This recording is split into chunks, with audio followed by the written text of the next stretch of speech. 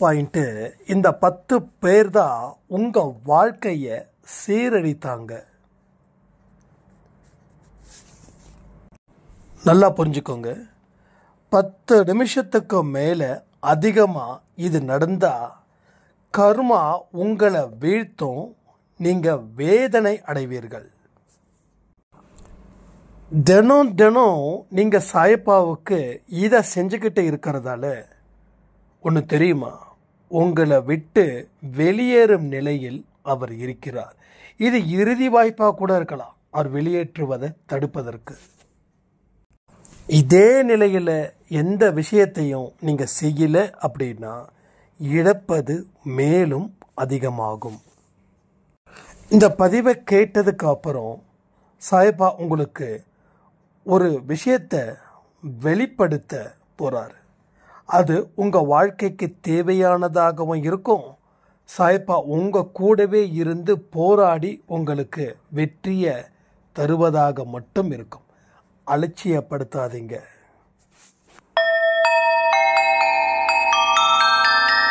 ஓம் சாயிரா சாயிரா, ஓம் சாயிரா சாயிரா, ஓம் சாயிரா சாயிரா, அன்பே சாயிரா, பேரன்பே சாயிரா, அகிலம் தளிக்க ஆத்மா விழிக்க அனுதினம் சாயிரா, எங்கள் அன்பே சாயிரா.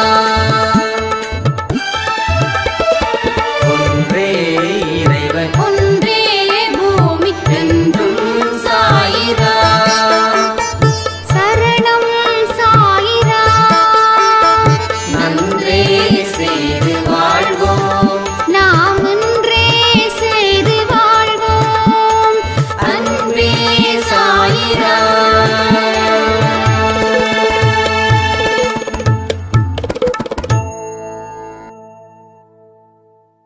சாயிரா. என் உயிரின் உயிரானவர்களே, அமைதியான முறையில் நான் வாழணும். கடவுள் என்னுடைய வாழ்க்கையையும் அங்கீகரிக்கணும். ஒரு குழப்பத்தில் நான் இருக்கக்கூடாது.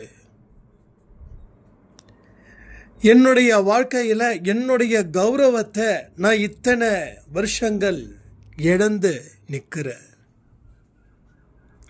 இனி அந்த மாதிரியான ஒரு சூழ்நிலையில் நான் வாழக்கூடாது. என்னுடைய வாழ்க்கையில் நான் எந்தெந்த முறைகளை ஹேண்டில் பண்ணணும், இதை பற்றி எனக்கு ஒரு விளக்கம் கொடுக்கணும் அப்படின்னு ஒரு சாய்ராம் கேட்டிருந்தாங்க. முதல்ல நம்ம மனசு அலைப்பாஞ்சுக்கிட்டே இருக்குதுங்க. இந்த கடல் பார்த்துருக்கீங்களா? இந்த கடல்ல மேலே இருக்கக்கூடிய அலைகள் இருக்கு, அது என்னமா சத்தம் போடும் தெரியுமா? அது சத்தம் போட்டுக்கிட்டே இருக்கும். அலையோட அந்த சவுண்டு அளவுக்கு அதிகமாக இருக்கும். ஆனா கடலுடைய ஆழம் பார்த்தீங்கன்னா அவ்வளவு அமைதியா இருக்கும். நம்ம மனசு அமைதியானது தான்.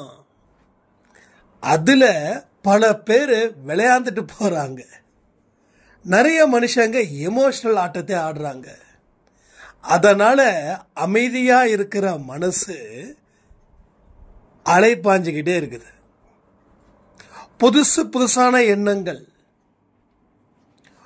உருவாகப்பட்டதுன்னா அந்த அமைதி தானா வரும். நல்ல எண்ணங்கள் நிச்சயமா ஒரு மனுஷனை வாழ வைக்கும். குழப்பம் ஒரு மனுஷனை அழிக்கும். அதுதான் அந்த வேலையை அது தொடர்ந்து செஞ்சுக்கிட்டே இருக்குது. உங்க மனசுல இவ்வளவு பெரிய குழப்பங்கள் வந்ததற்கு காரணம் அதிகபட்சம் ஒரு 10 பேர் வச்சுக்கலாம். இந்த 10 பேரோட கருத்துக்களை உங்க மேல திணிக்கப்படும் போது உங்க வாழ்க்கை பெரிய கேள்விக்குறியா மாறுது. ஆழ்ந்து சிந்திக்கக்கூடிய அந்த சக்தி இல்லாம போயிடுது. நம்ம அளவுக்கு அதிகமா பேசுறோமே, அதுவே நமக்கு பெரிய கெடுதல் தான். அதிகமா பேசுறவன் தன்னுடைய பலகீனத்தை அதிகமா சொல்லிக்கிட்டே இருக்கான் பிறரிடம். அந்த பலகீனமே உங்களை திருப்பி திருப்பி தாக்குது. உங்களுக்கு மனசுக்கு பிடிச்ச ஒருத்தவர் இவர்னு நினைக்கிறீங்க, அவர்கிட்ட பேசுறீங்க. உங்களுடைய பலத்தை பத்தி பேசுவீங்களா, உங்க பலகீனத்தை பத்தி பேசுவீங்களா? நான் சொன்ன உடனே இப்படிதான் நீங்க நினைக்காதீங்க. கொஞ்சம் இந்த பதிவு முடிஞ்சதுக்கு அப்புறம் ஒரு 10 பெயர் எழுதுங்க. உங்க கூட நெருக்கமா இருந்தவங்களுடைய 10 பெயர் எழுதுங்க. அந்த 10 பெயர்கிட்ட என்ன அதிகமா நீங்க பேசுனீங்கன்றதையும் ஹிண்ட் பண்ணுங்க. எதனால நீங்க வீழ்த்தப்பட்டிருக்கலாம் அப்படின்னு உங்களுக்கு திங்க் பண்ண அந்த அறிவை கடவுள் வெளிப்படுத்துவார். அப்போ தெரியும், பேசுனதால நான் விழுந்தேனா?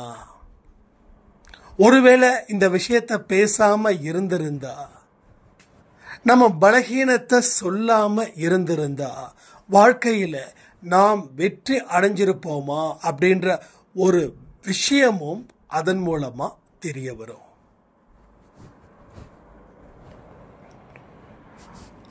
அப்போ ஒவ்வொரு மனுஷனும் தன்னுடைய பலகீனத்தை அதிகமா பேசுவதன் மூலம் வெளிப்படுத்திக்கிட்டே இருக்கான்.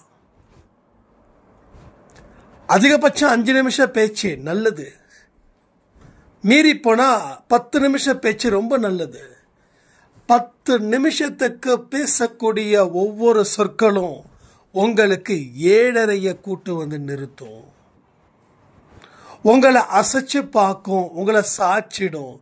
ஏன், குழிய வெட்டி அது உள்ள தள்ளி மண்ணை போட்டு மூடவும் செய்யும். அப்ப பேச்சுக்களை குறைச்சா நீங்க பலம் வாய்ந்த மனுஷனா நீங்க வாழலாம். பட் அது இல்லைன்னா நிச்சயமா உங்களால ஒரு வெற்றியை கூட பெற முடியாதுன்றத முடிவு பண்ணிக்கோங்க.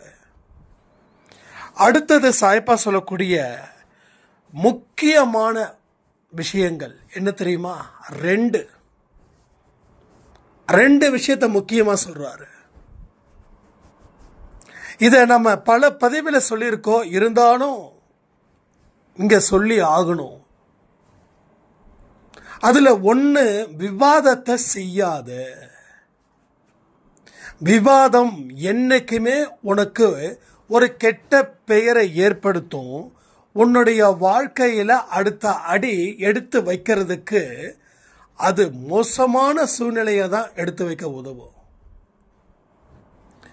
அடுத்த அடி நான் எங்க எடுத்து வைக்கணும்? வெற்றியின் பக்கமா, தோல்வியின் பக்கமா? அப்போ வெற்றியின் பக்கம் அந்த அடியை எடுத்து வச்சாதானே வாழ முடியும், வளர முடியும், சந்தோஷமா சாப்பிட முடியும், நிம்மதியா தூங்க முடியும். ஆனா அடுத்த அடி தோல்வியை நோக்கி எடுத்து வச்சா எல்லாமே போயிடும். தூக்கம் இல்லை, சாப்பாடு இல்லை, மனசுல தெளிவு இல்லை, மனசுல நம்பிக்கை இல்லை. அப்போ தொடர்ந்து என்ன ஆகும்? இதன் மூலமா மனசுல மிகப்பெரிய வெறுப்பு வந்துடும். அப்போ விவாதங்களை வளர்ப்பதன் மூலமா அதுல நீ என்ன சாதிக்க போறனா? அதனால பெறுவது ஒன்றும் இல்லை, இழப்பது மட்டுமே இருக்கும். இதையும் நீங்க திங்க் பண்ணி பாருங்க. நீங்க அமைதியா இருக்கிற வரைக்கும் உங்க பலம் மற்றவங்களுக்கு தெரியும். நீங்க அமைதி இல்லாம கண்ணா பின்னான்னு பேச ஆரம்பிச்சிட்டீங்கன்னா நீங்க இவ்வளவு தானா அப்படின்றதும் வரும். அப்போ விவாதங்களால நம்ம அதிகமா பேசிக்கிட்டு இருக்கோம். முயலுக்கு 3 காலுன்னு ஒருத்தர் சொன்னா ஆமான்னு சொல்லிட்டு போறதுல என்ன பிரச்சனை?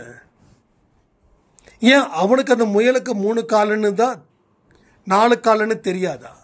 அப்போ அவன் உண்மை தெரியும், ஆனாலும் உங்களை வம்புக்கு எடுக்க முயற்சி பண்ணுறான். ஆக மொத்தம் அவன் ஒரு வலைய போடுறான், அந்த வலையில நீங்களா குதிக்கிறீங்க. வலைய பார்க்காம இல்ல, வலை இருந்தும் நீங்க குதிக்கிறீங்க. நல்லா யோசிச்சு பாருங்க. ஒரு சின்ன ஒரு எடுத்துக்காட்டு தான். முயலுக்கு எத்தனை கால்? சின்ன குழந்தை கேட்டா கூட சொல்லும் 4 கால். அப்ப எவனோ ஒருத்தன் ரோட்ல போறவனோ இல்ல உங்க கூட இருக்கிறவங்களோ அவங்க சொல்றாங்க, இல்ல முயலுக்கு 3 கால், நீ எப்படி 4 காலுன்னு சொல்லலாம்னா நீங்க உடனே சொல்லணும், இப்ப முயலுக்கு 4 கால்னு எந்த அறிவு இல்லாதவன் சொன்னா, முயலுக்கு 3 காலு தான் சொல்லிட்டு நீங்க நகர்ந்துக்கிட்டீங்கன்னா உங்க எனர்ஜி லெவல் கடலுடைய அந்த ஆழம் எவ்வளவு அமைதியா ஒரு கிளாரிட்டியா இருக்கும் அப்படி இருக்கும். ஆனா நீங்க பேச ஆரம்பிச்சிட்டீங்கன்னா சந்தைக்கடை தான். அப்ப இல்லாததையும் பேசுவீங்க, வெறுப்பையும் நீங்க கொண்டு வந்துகிட்டே இருப்பீங்க. அப்ப இதன் மூலமா வாக்குவாதத்தை நீங்க எந்த காரணத்தை கொண்டும் வளர்ப்பதால உங்களுக்கு நன்மை கிடையாது. முட்டாள்கள் வாதம் செய்யட்டும், அறிவாளிகள் கடந்து போகட்டும். முட்டாள்கள் வாதம் செய்யட்டும், அறிவாளிகள் கடந்து போகட்டும், அவ்வளவுதான். அப்போ உங்களோட அமைதியை நீங்க பாதுகாக்கிறீங்க. ஏன் அமைதியை பாதுகாக்கணும்? இந்த அமைதியான மனது தான் நம்ம வாழ்க்கையில இருக்கக்கூடிய அத்தனை கர்மாக்களையும் கடக்க உதவும். புரியுதா? அப்ப அமைதி இல்லை அப்படின்னா என்ன செய்வோம்? தப்பு மேல தப்பு செய்வோம். ஒரு வெறுப்பை உண்டு பண்ணுவோம். அந்த வெறுப்பின் மூலமா பாவத்தையும் செய்வோம். ஒரு செடி வச்சா அந்த செடி மட்டுமா வளருது? கூட என்னென்னமோ செடியெல்லாம் வளருது, புல்லு அது இதெல்லாம். விதை போட்டது இந்த செடிக்கு, ஆனா மற்றது அப்ப அதை களை எடுக்கணும். அப்ப வெறுப்புகளால என்ன நடக்குது அப்படின்னா பாவமும் முளைக்குது. அப்ப வெறுப்பு இல்லைன்னா எதுவுமே இல்லை. அப்ப விவாதத்தினாலதான் வெறுப்புகள் வருதான்னா எஸ் வருது. அப்ப எமோஷனலும் அங்கதான் தாக்குது. எமோஷனல் ஒரு மனுஷனை தாக்குச்சுன்னா 1000 மனுஷங்க உங்களை எந்த அளவுக்கு அடிச்சு துவஷம் பண்றாங்களோ அதை விட எமோஷனல் அட்டாக்கிங் அப்படின்றது ரொம்ப கொடுமையானது. அதாவது ஒருத்தனை அடிச்சே அவனுக்கு ஹார்ட் அட்டாக் வரல, உடல் ரீதியா அடிச்சோ காயப்படுத்தியோ ஹார்ட் அட்டாக் வரல. யாருக்கா சொல்றாங்களா அவனை பயங்கரமா அடிச்சுட்டாங்க அதனால திடீர்னு ஹார்ட் அட்டாக் வந்துருச்சுன்னு? இருக்காது, எனக்கு தெரிஞ்ச வரைக்கும் இருக்காது. அவன் எமோஷனலான சில விஷயத்த, அந்த பாரத்தை அவன் நெஞ்சில சுமந்துக்கிட்டு இருக்கிறதால அதுக்கு மேல சுமக்க முடியல, இதயம் வெடிச்சிடுது. சொல்றாங்கல்ல, மூளையில போற ரத்தம் வெடிச்சிடுச்சு, ஹார்ட் வெடிச்சிடுச்சு, எல்லாமே அப்படிதான். ஒரு ஸ்டேஜுக்கு மேல தாங்கிக்க முடியாது. அப்படிப்பட்ட விஷயங்கள் தான் எமோஷனலா. ஆனா நம்ம எல்லோருமே ஏதோ ஒரு மனிதர்கள் மூலமா எமோஷனலாவே ஒரு வலையில சிக்கிக்கிட்டு இருக்கோம். அந்த வலைய அறுப்பதற்கு பிளேட கடவுள் கொடுக்கிறாரு, அதை அறுத்துக்கிட்டு வந்துருங்க. இல்லைன்னா அந்த வலை இன்னும் உங்களை இருக்குச்சுன்னா என்ன பண்ண முடியும்? மூச்சு விட முடியாது. மூச்சு விட முடியலன்னா என்ன ஆகும்? நடக்க கூடாதது நடந்துடும். ஸோ இங்கே நான் தெளிவாக ஒரு விஷயத்த சொல்றேன். இவ்வளவு தூரம் கஷ்டப்பட்டு, இவ்வளவு தூரம் வாழ்ந்து, இந்த எமோஷனலால நாம மூச்சு நின்று போயிடணுமா? இல்லை கொஞ்சம் ஃப்ரீயா இருந்து நாம எப்போ மூச்சு நிற்கணும்னு நினைச்சு விருப்பப்படுறோமோ அப்போ மூச்சு நிற்கணுமா? ஜஸ்ட் நீங்க கமெண்ட் பண்ணுங்க. உங்கள் வாழ்க்கை உங்கள் கையில், அதை என்னைக்குமே மறக்காதீங்க. இப்போ கடவுள் சொன்னதுல ஒன்று சொல்லிட்டேன், விவாதம் செய்யக்கூடாதுன்னு. இன்னொன்று என்ன சொல்லியிருக்காரு நம்ம கடவுள், நம்ம சாயப்பா? அடுத்தவன் மனசை காயப்படுத்தாது. அப்போ எவன் மேலேயோ இருக்கிற கோபத்தை நாம என்ன பண்ணுவோம்? நமக்கு கீழே இருக்கிறவங்க கிட்ட காட்டுவோம். இப்ப நீங்க இருக்கீங்க, உங்க கணவர் மேல உங்களுக்கு செம்ம கோபம், ஒரு பெரிய ஆர்குமெண்ட் நடந்துச்சு, உங்கள் கணவர் இந்த மாதிரி விஷயத்தால் நீங்கள் நொந்து போயிருக்கீங்க, உங்களுக்கு அவ்வளவு கஷ்டம் உங்கள் கணவரால். அப்போது உங்கள் கணவர் வாதம் செய்துட்டு போயிட்டாரு. அப்போது உங்கள் மனசில் என்ன ஆகுது, நீங்களும் வாதம் செய்கிறீங்க, உங்கள் மனசில் ஒரு தீராத பகை உங்கள் கணவர் மேலே இருக்குது. அந்த பகையை கணவர் வேண்டான்னு சொல்லி வாழ முடியல. என்னது வேண்டான்னு சொல்லி வாழ்ந்தால் அது இதை விட தலைவலி. அது அப்போ என்ன பண்ண முடியும், வாழ்ந்து தான் ஆகணும் அப்படின்ற ஒரு நிர்பந்தம் அந்த வாதம் செய்யறதால அது இன்னமும் அது கோபமாக விரோதமாக வெறுப்பாக மாறுது. உடனே என்ன பண்ணுவீங்க, உங்கள் குழந்தை பாவம் எங்கேயோ டிவி பார்த்துட்ருக்கோம், அந்த குழந்தைய போய் நீங்கள் அடித்து படிக்கிறதுக்கு லாய்க்கு இல்லை, டிவி தான் பார்த்துக்கிட்டு இருக்கணுமான்னு சொல்லி அங்கே இருக்கிற கோபத்தை குழந்தை மேலே காட்டுவீங்க, குழந்தை மேலே காட்டுவீங்க. இல்லைன்னா உங்கள் அம்மா ஃபோன் பண்ணியிருப்பாங்க, உங்கள் அப்பா ஃபோன் பண்ணியிருப்பாங்க, அவங்க மேலே கோபத்தை காட்டுவீங்க. ஸோ கோபத்தை காட்ட வேண்டிய இடம் உங்கள் கணவன்கிட்ட, ஆனால் அப்பாவி மனுஷங்க கிட்ட கோபத்தை காட்டுவீங்க. இதுதான் கடவுள் எந்த மனுஷனுடைய மனதையும் நீ காயப்படுத்துறது என்னுடைய நெஞ்சியில் ஈட்டிய வச்சு குத்துறதுக்கு சமம் அப்படின்ட்டார். இப்போ அடுத்தவங்க மனசை காயப்படுத்தி நம்மளுடைய கோபத்தை குறைக்கிறது எவ்வளவு பெரிய பாவ செயல் அப்படின்னா அது சாய்ப்பாவை கொலை பண்ணுறதுக்கு சமன்ற மாதிரியே அவர் சொல்லிட்டாரு சச்சரித்திரம் புக்கில். அப்போது நம்ம குழந்தைகள் மேலேயும் மூத்தவர்கள் கிட்டையும், அதாவது வயதுக்கு பெரியவர்கள் கிட்டையும் விவாதத்தையோ அவங்க மனசை காயப்படுத்தவோ நீ செய்யாத. நீ செஞ்சா அவன் வாழ்க்கை டமால் டுமில் தான் ஆகும். அப்போ கணவர் விவாதம் செய்யும்போது சரியான்னு சொல்லி போயிட்டா வேலை முடிஞ்சுது. பட் அங்க வெற்றி பெற முடியல, அந்த கோவம் இங்க காட்டுறோம். ஸோ இப்படிதான் நம்ம காட்டிக்கிட்டு இருக்கோம். அப்ப யார் மேலேயும் மனதை காயப்படுத்தாத, யாருக்கிட்டையும் வாதத்தை முன்வச்சு ஜெயிக்கணும்னு நினைக்காத. ஒரு மனுஷனை என்னால் திருத்த முடியும் நினச்சி நீ திருத்த முயற்சி செய்கிறது தப்பு இல்லை. ஆனால் அவங்கள அதிகாரம் பண்ணியோ அவங்கள வெறுக்கிற வரைக்கும் நீ போகாத. ஒரு ஸ்டேஜுக்கு மேலே நீங்கள் என்ன பண்ணணும், கடவுள்கிட்ட ஒப்படைச்சிட்டு உங்கள் வேலைகளை மட்டும் பாருங்கள். என் கணவர் குடிக்கிறாரு, அதனால் நான் சண்டை போட்டேன், நான் என்ன பண்ணுறதுன்னா அவர் மேலும் குடிச்சிட்டு தான் வருவார். கரெக்டாக இல்லையா? அன்பினால தான் எல்லாத்தையும் திருத்த முடியும். இதை சொல்லும் போதே என் மேலே உங்களுக்கு கோவம் நிறைய வரலாம். அன்பால் அவர் குடியை நிறுத்தலைன்னு வைங்க, ஆனால் கோபப்படுறதால அவர் நிறைய குடிப்பாருன்னு நான் சொல்கிறேன். கொஞ்சம் செக் பண்ணி பாருங்கள். அப்போது நீங்கள் கோவப்படும் போது அவர் என்ன நினைக்கிறாருன்னா, நான் சம்பாதிக்கிறேன், நான் குடித்தா என்ன, உனக்கு அது கஷ்டமாக இருந்ததுன்னா நான் குடிக்கத்தான் செய்வேன் அப்படின்ற மாதிரி அவர் மறுபடியும் வீணாக குடிச்சிக்கிடுவார். அப்போ அது இன்னும் உங்களுக்கு பேரிழப்பாக இருக்கும். அப்போ என்ன ஆகும், குடிச்சு குடிச்சு குடிச்சு குடிச்சு மனுஷன் ஒரு நாள் நடக்கக்கூடாதது நடந்துருச்சுன்னா அப்போ என்ன பண்ணணும், அன்பினால் அவரை திருத்த முயற்சி பண்ணணும். அன்பால் மட்டும்தான் இதை செய்ய முடியும். ஏன்னா அன்பால் இங்கே நிறைய விஷயங்கள் செய்து கடவுள் காப்பாற்றிருக்காரு.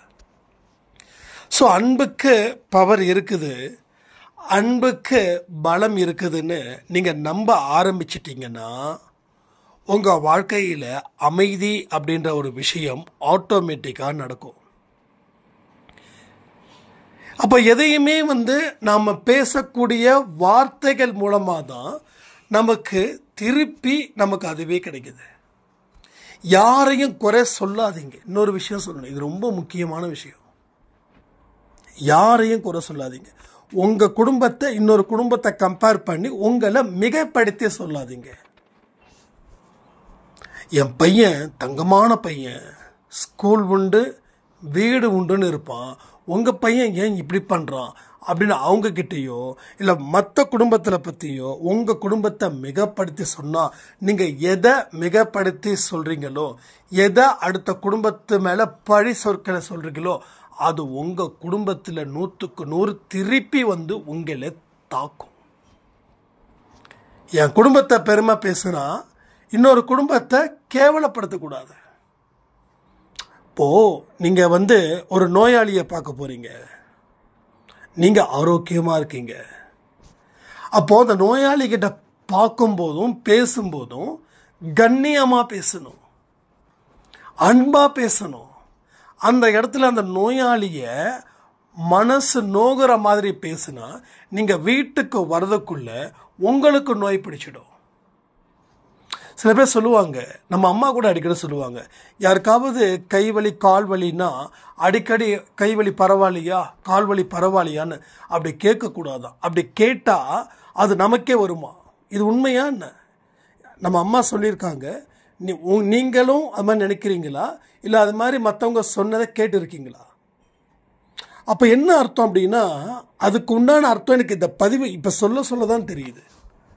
இப்போ நாம் வந்து ஒருத்தவங்களுக்கு நமக்கு வலி இல்லை, அவங்களுக்கு வலிக்குது. அப்போ வலிக்குதா, பரவாயில்லப்பா நமக்கு வலிக்கல அப்படின்னு நம்ம நினைப்போம். அப்போ என்ன ஆகுது, ஒரு விஷயத்தை தொடர்ந்து நாம் வந்து வலிக்குதான்னு கேட்க அது அவங்களுக்கு ஒரு காயத்தை ஏற்படுத்துது மனதளவில். பரவாயில்ல, இவங்களுக்கெல்லாம் பாரு கை நல்லா இருக்குது, கால் நல்லா இருக்குது, எந்த வலியும் இல்லை அப்படின்னு ஒரு கற்பனையை அவங்க உருவாக்குறாங்க அந்த வழியில் இருக்கிறவங்க. அப்போ அது என்ன ஆகுது, அது உங்களுக்கே திருப்பி வருது. ஒரு தடவை கை வலிக்குது கால் வலிக்குதுன்னா ஓகே, அதுக்கப்புறம் வந்து உங்ககிட்ட கேட்க வேண்டிய அவசியம் இல்லை, உதவிகள் செய்யுங்க. ஆனால் வலிக்குதான்ற ஒரு வார்த்தையை கேட்கக்கூடாதா தான் இருக்குன்னு எனக்கு அது தோணுது. ஏன்னா நாம் நல்லா இருக்கிறதால தான் நம்ம உங்ககிட்ட கேட்குறோம். நம்ம நல்லா இல்லைன்னா உங்ககிட்ட கேட்கக்கூடிய தோரணையே வேற மாதிரி இருக்கும். அப்போ இது மாதிரி தான் எந்த இடத்துல எப்படி பேசணுமோ அப்படி பேசணும். உங்கள் எதிர் வீட்லேயோ உங்கள் உறவுகள் யாரோ இருக்காங்க, அவங்க பொண்ணு திடீர்னு வந்து ஏதோ ஓடி போய் கல்யாணம் பண்ணுதுன்னு வச்சுக்கோங்க. நீங்கள் அவங்கக்கிட்ட போயிட்டு எங்கள் பொண்ணெல்லாம் அப்படி பண்ண மாட்டா, எங்கள் பொண்ணெல்லாம் நாங்கள் பயங்கரமாக பாதுகாப்போட வளர்த்துருக்கோம் அப்படின்னு சொல்லி அவங்க மனசை நீங்கள் காயப்படுத்திட்டீங்கன்னா அடுத்த சில நாட்களில் அந்த வீட்டில் என்ன நடந்ததோ அதே போல் நம்ம வீட்டிலையும் நடந்துடும். அதனால தான் சொல்கிறேன், இதெல்லாம் ரொம்ப ரொம்ப ரொம்ப எச்சரிக்கையாக இருக்கணும். இதெல்லாம் வந்து நம்ம மீறவே கூடாது. மீறிட்டோம் அப்படின்னா நம்ம லைஃப்பில் நாமளே நம்மளுக்கு விதைச்ச மாதிரி ஆகிடும். ஸோ இதிலேருந்து மீண்டு வருவதற்கு உண்டான முயற்சிகள் என்னென்னலாம் இருக்குதோ அதை எல்லாமே நீங்கள் செய்யணும். அப்போது இந்த மாதிரி விஷயங்களை எப்படி நான் மீண்டு வருவது அப்படின்னு கேட்டிங்கன்னா ஒரே விஷயந்தான், நல்லதை நினச்சிக்கிட்டே இருங்க, நல்லதை நினச்சிக்கிட்டே இருங்க. மனதால் கூட பிறருக்கு நல்லதே நினைக்கணும்னு நினைங்க. நல்ல விஷயத்தை காது கொடுத்து கேளுங்க. தினமும் 1 மணி நேரமோ 1 மணி நேரம் கடவுளுக்கு ஒதுக்குறீங்கல்ல, அடுத்த 1 மணி நேரமோ இல்லை 2 மணி நேரமோ நல்ல விஷயத்தை கேட்கறதுக்கு உங்கள் காது, உங்கள் மனசு, உங்கள் புத்தி, உங்கள் எண்ணம் எல்லாத்தையும் ஒரே நேர்கோட்டில் நிறுத்துங்க. ஒரு சாய்ராம் சொல்லும்போது ஞாபகம் இப்போ தான் வந்தது. அன்பே சாயில் இருக்கக்கூடிய பதிவுகளை அவங்க குடும்பத்தில் கணவன் மனைவி அவங்க பொண்ணு, அந்த பொண்ணு வந்து காலேஜ் படிக்கிறாங்க, 3 பேரும் ஒன்றா சேர்ந்து தான் கேட்பாங்களாம். ஒரு பதிவை கூட அவங்க விடலை. ஈவன் டாக்டர் சாய் வரைக்கும் நேற்று தான் அவங்க எனக்கு சொல்லியிருந்தாங்க. நாங்கள் எல்லாமே வந்து டிவியில் ஆன் பண்ணி கேட்போம். சம்டைம்ஸ் ஃபோன்ஸ் வரும், அப்போ வந்து ஒருத்தவங்களுக்கு ஃபோன் வந்தால் கூட அதை பாஸ் பண்ணி நாங்கள் கேட்போம். நிறைய விஷயங்கள் இன்னமும் அது உள்ளே கேட்கும்போது நீங்கள் சொல்லாத ரகசியங்கள் கூட சாய்ப்பா எங்கள் காதுக்குள்ளே கொண்டு வந்து சேர்க்கிறாரு. அப்போ என்ன ஆகுதுன்னா, நான் சொல்லாத விஷயங்கள் கூட ஏன் உங்களுக்கு வருதுன்னா, நீங்கள் நம்ம பேசக்கூடிய பேச்சில் ட்ராவல் பண்ணும்போது உங்கள் ஆழ்மனசில் இருந்து சில நல்ல விஷயங்களை விதைச்சிருப்பீங்க. அது பூமராங்காக வெளியில் வருது. அப்போ அது இந்த வார்த்தையோட கனெக்ட் பண்ணி இன்னொரு விஷயத்தை உங்களுக்கு கொடுக்குது. ஸோ சச்சரிதமில் ஹேமத் பந்த் எழுதுனதை நம்ம படிக்கும்போது நமக்கு இப்போ இருக்கக்கூடிய ப்ராக்டிக்கல் லைஃப்பில் கனெக்ட் ஆகுதா இல்லையா? தட் இஸ் ஆன்மீகம்.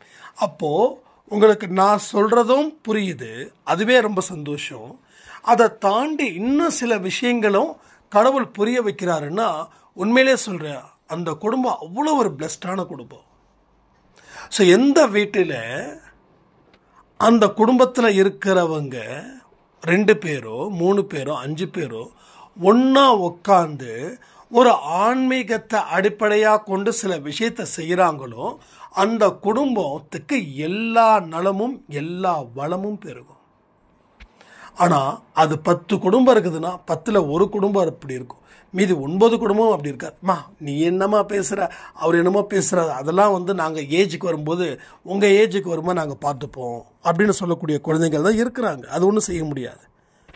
ஆனால் நீங்கள் உங்களை சுத்தப்படுத்திக்கும் போது, உங்கள் வாழ்க்கை மாறும்போது, உங்கள் குழந்தைக்கோ இல்லை உங்கள் கணவருக்கோ அவங்க கர்மாக்கள் ஜாஸ்தியாகும் போது, மனசு உடையும் போது உங்களிடம் வருவார்கள்.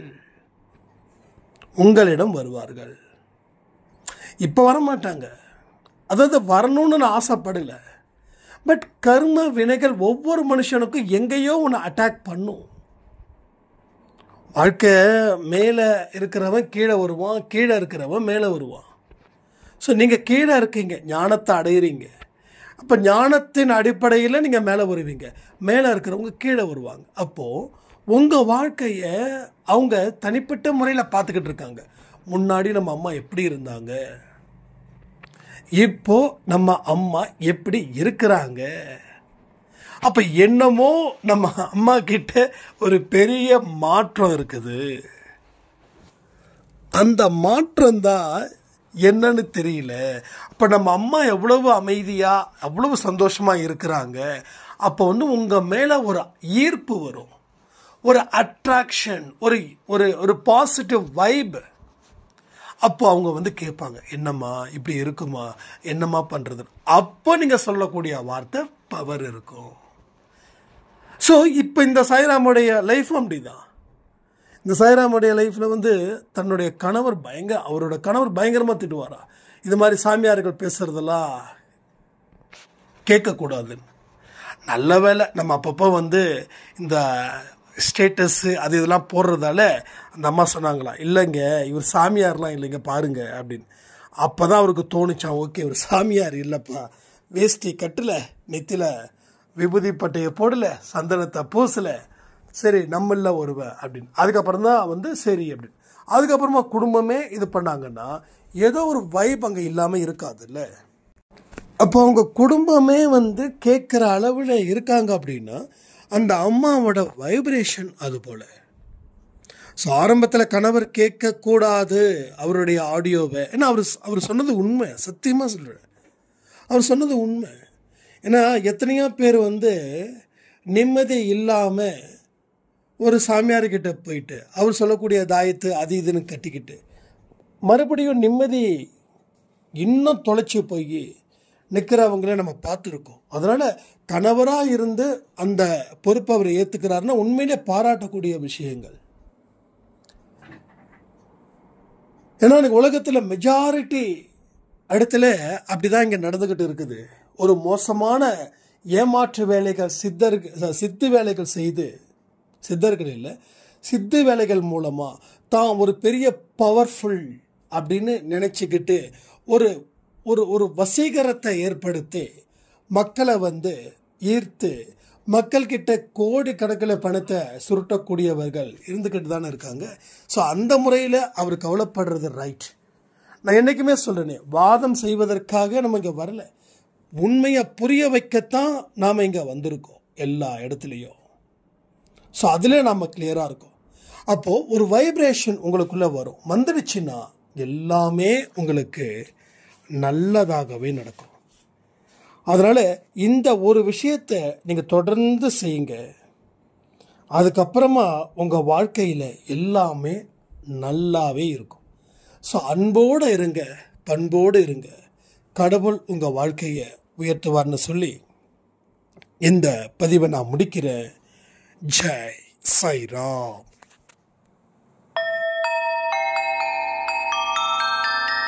ஓம் சாயிரா.